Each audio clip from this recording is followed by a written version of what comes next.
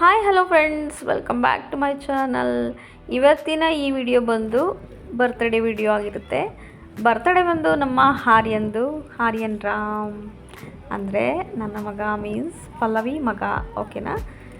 ಅವನ ಬರ್ಡೇ ಬಂದು ನಾವು ಬೀಚಲ್ಲಿ ಸೆಲೆಬ್ರೇಟ್ ಮಾಡಬೇಕು ಸಿಂಪಲ್ಲಾಗಿ ಅಂತ ಅಂದ್ಕೊಂಡಿರ್ತೀವಿ.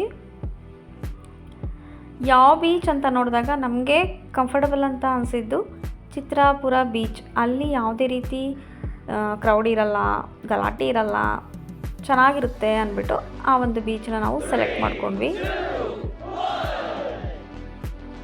ಫೈನಲಿ ಆ ಬೀಚಲ್ಲಿ ನಾವು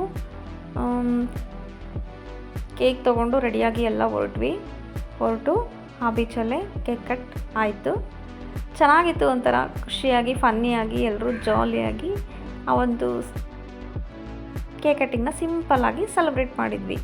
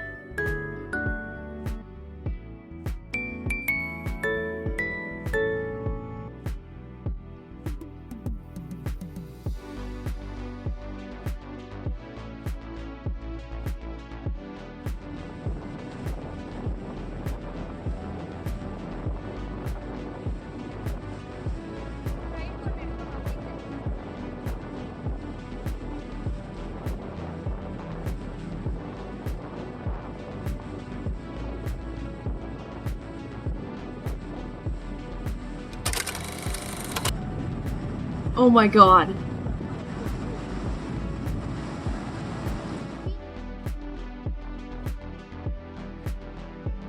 ಓಕೆ, ಸೆಲೆಬ್ರೇಟ್ ಎಲ್ಲ ಆದಮೇಲೆ ಅಲ್ಲೇ ನಮ್ಮದು ಒಂದು ಇರಲಿ ಅಂದ್ಬಿಟ್ಟು ರೀಲ್ಸ್ ಎಲ್ಲ ಮಾಡಿಕೊಂಡು ಹಾಗೆ ಪಿಕ್ಸ್ ಎಲ್ಲ ತೆಗೆದುಕೊಂಡು ಸ್ವಲ್ಪ ಹೊತ್ತು ಅಲ್ಲೇ ಟೈಮ್ ಸ್ಪೆಂಡ್ ಮಾಡಿದ್ವಿ. ಬೀಚ್ ಅಲೆಗಳು ತುಂಬ ಜಾಸ್ತಿ ಆಯಿತು.